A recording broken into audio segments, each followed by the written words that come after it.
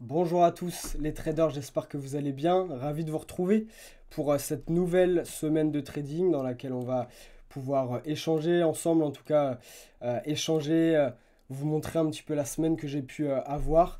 Justement, ça n'a pas été une semaine très très facile, j'ai envie de vous dire, cette semaine. Notamment, on va le voir sur cette vidéo, hein, bien évidemment.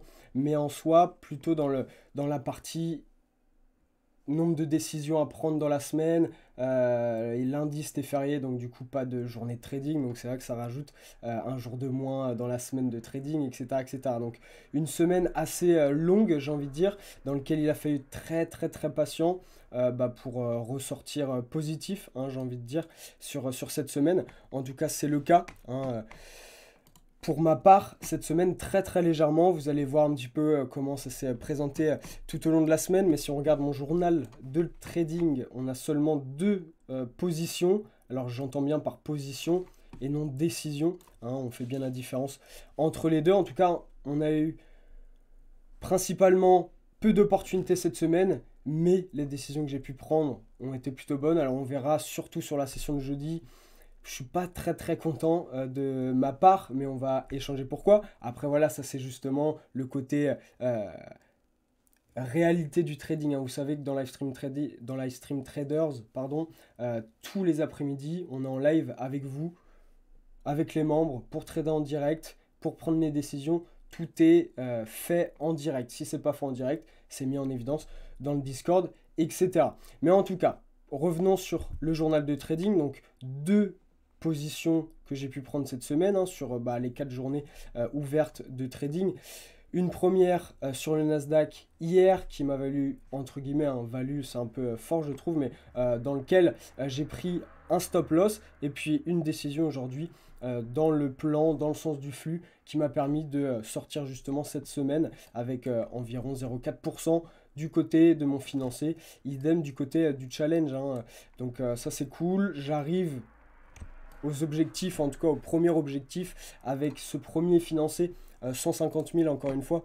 Et puis ce challenge qui est en cours, le deuxième challenge 150 000. Donc je suis exactement à 157 650 du côté du challenge. Donc on va dire encore une belle décision, un beau ratio de 3, un bon banc 2, on va dire, pour aller financer ce deuxième challenge. Et puis sur la partie financée, 4 370 dollars. Donc on est pareil à quelques centaines de dollars du matelas. Et pour pouvoir, j'espère, c'est le but, encore une fois, pouvoir faire des retraits justement sur ce premier financé. En tout cas, si on reparle un petit peu de cette semaine, donc on a eu lundi qui était férié, donc ça enlève une journée de trading. Mardi, pas de décisions qui ont été prises. En tout cas, de mon côté, on avait un marché qui ne savait pas vraiment où il allait. On était notamment ici, si on regarde le daily, hein, on revenait de 2 doji, on a formé une toupie, donc on était dans une phase d'indécision, j'ai envie de dire, du côté du marché, donc pas vraiment de direction précise. C'était pas évident, en tout cas de mon côté. Et puis ensuite, on a eu le reste de la semaine. Mercredi, décision pas exécutée. Jeudi, pareil, etc., etc. On va justement revenir sur la session de jeudi, parce que sur cette session-là, psychologiquement, c'est ce qui n'est pas facile, je l'accorde, mais c'est ce qui permettra d'avancer encore plus, j'ai envie de dire, dans votre apprentissage et dans ce côté qu'on voit partout et qu'on parle souvent, le côté psychologique du trading. Donc voilà, c'est quoi, ça veut dire quoi la psychologie dans le trading? C'est tout le contexte qu'on va avoir justement, hein, et notamment dans cette session, c'est-à-dire, voilà, on peut être perturbé par un mouvement, on peut être frustré aussi par des mouvements, mais en tout cas sur cette session, on a eu pas mal de choses, notamment avec sur l'unité de temps 1 heure, donc sur le dernier mouvement, bon, on était dans un mouvement plutôt haussier, dans un espèce de gros range ici, hein, et notamment ce niveau résistance, prochainement, en tout cas qui deviendra prochainement niveau polarité, et dans lequel l'OPR s'est installé. Donc j'étais plutôt dans un mouvement de vouloir payer, hein, justement ce marché. J'avais ce niveau clé qui était un gros contre-argument tout de même pour moi, mais avec justement, comme je le mettais en évidence tout à l'heure, le peu de setup ou alors l'attente parfois un peu longue. Moi voilà, un peu envie de cliquer, on a envie de prendre un trade, hein, on fait du trading pour ça, hein, pour être sur le marché aussi, mais bien évidemment dans les décisions les plus favorable pour nous. En tout cas, hein, c'est ce qu'on recherche quand on prend une décision. Si c'est un peu difficile de votre côté et c'est parfois, d'ailleurs je reviens rapidement là-dessus, mais j'ai reçu pas mal de messages du côté d'Instagram notamment sur cette partie hein, où justement parfois vous avez du mal soit à ne pas trader dans des journées où il n'y a pas vraiment de setup, enfin, dans des parties où parfois il y a des news où il ne faut pas trader, où il faut attendre peut-être la news ou ce genre de choses, ou bien même dans des, comment je pourrais dire ça, dans des phases de marché dans lesquelles vous n'êtes pas dedans. C'est totalement normal hein, au début de voir des mouvements, de se dire oh je suis pas dedans, etc. Mais ça va avancer avec le temps et surtout beaucoup, beaucoup de pratique. C'est pour ça que notamment dans l'école Livestream, on accompagne tous les jours avec 4 lives par jour justement tous nos membres sur la création des plans de trading, sur le trading réel. Hein, encore une fois, on est quotidiennement présent avec les membres sur les marchés pour prendre les décisions tous les jours. En tout cas, on revient sur cette journée de jeudi dans laquelle du coup on était sur ce niveau. On a l'OPR du coup qui s'est créé. Hein. Rappelez-vous, l'OPR Open Price Range, hein, c'est la première bougie d'ouverture. C'est là où on a tous les flux, toute la liquidité, ou en tout cas l'ouverture des actions qui se fait. Donc pour le coup, on a une volatilité relativement importante, ça dépend des open, mais en soi, ça nous permet de borner cette ouverture, de borner ce marché. Donc c'est ça qui était intéressant, et comme d'habitude, j'ai envie de dire, mais en soi, voilà, j'étais plutôt dans un mouvement, dans une tendance de payer, hein, d'abord avec la théorie de dos, et puis voilà, pas vraiment envie de shorter, je suis un petit peu du côté du Nasdaq, je préfère un petit peu payer, donc j'avais pas mal d'éléments, mais attention à cette résistance. Donc on en était là du côté de l'OPR, on a l'ouverture qui se fait, boum, on a une cassure par le bas de l'OPR. Bien évidemment, je suis plutôt dans un mouvement haussier, donc je préfère payer et je privilégie même les achats, notamment du côté de l'OPR. Et donc on a un premier setup sur cette journée qui se fait, ou en tout cas qui m'intéresse, qui est cette cassure et notamment une réintégration pour travailler ce flux et éventuellement pouvoir profiter de cette tendance court terme haussière d'après la théorie de dos. On a un marché qui réintègre, je positionne mon ordre et comme vous pouvez le voir, hop, je ne me fais pas exécuter et on va chercher l'objectif théorique de ce setup. Donc ça c'est vraiment dommage. Premier élément déjà après le début de semaine où j'ai pas fait grand chose, pas pris beaucoup de décisions, il n'y a pas eu de setup, etc. Là, on va dire grosse décision le mercredi, pareil, dans la conviction, ou en tout cas dans le sens du flux, donc totalement à l'aise avec ce setup, et pour le coup pas exécuté pour quelques points. Hein. Vous savez que pour une cassure, réintégration, et même pour une cassure, je travaille avec des ordres limites pour essayer d'affiner au maximum le prix, donc c'est-à-dire avec un ordre limite sur le bas d'OPR. Ici, après la réintégration, nous ne sommes jamais revenus sur le bas d'OPR, ce qui ne m'a pas permis d'exploiter ce setup, mais pour le coup, pourquoi pas la cassure par le haut.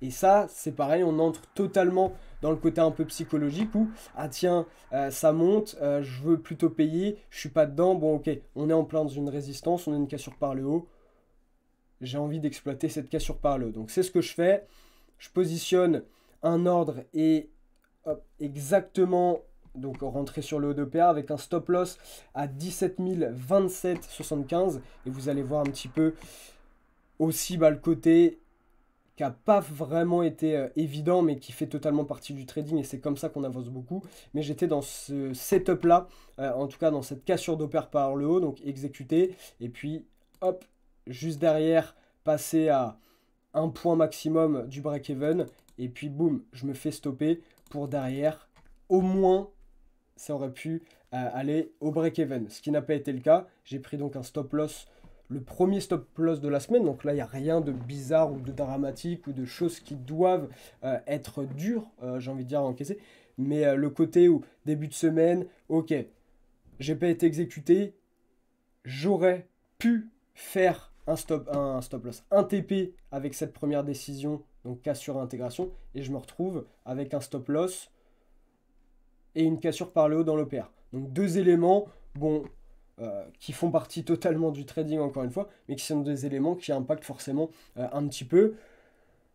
Mais encore une fois, un stop loss, rien de dur en soi à encaisser. C'est surtout le après où on le voit après, ratio 1, bon, il n'est pas allé bien plus haut, hein, après, il a redégueulé. Et justement, c'est là où je vais m'en vouloir un petit peu sur cette semaine. Mais c'est le côté où, voilà, après plusieurs heures sur les graphiques, les décisions que je viens de mettre en évidence, etc., on a une nouvelle cassure réintégration qui se fait. Voilà, juste ici. Et puis juste derrière, donc j'étais, voilà, toujours devant les écrans, mais voilà. Pas exécuté sur la réintégration, stoppé sur la cassure par le haut.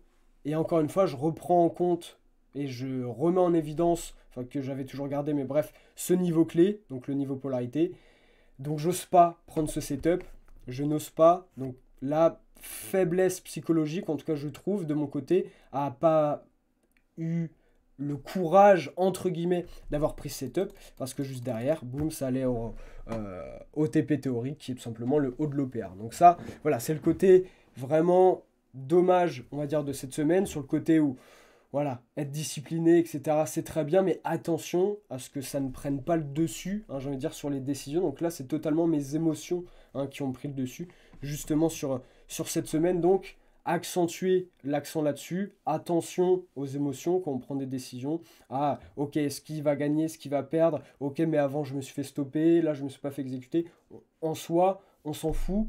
Ce qui est important, c'est que s'il y a un setup avec un beau ratio dans votre méthode, eh bien, bah, c'est important de pouvoir l'exécuter. Là, je ne l'ai pas fait. Et après un peu de recul, bah, je confirme, hein, j'ai envie de dire que bah, tout simplement, là, c'est la psychologie, les émotions qui ont pris le dessus et qui voilà, m'ont fait un peu peur, hein, j'ai envie de dire, dans le sens où j'ai pas pris ce trade parce que c'était totalement ce que j'attendais de mon plan, ou en tout cas ce qui était prévu sur mon plan de l'après-midi.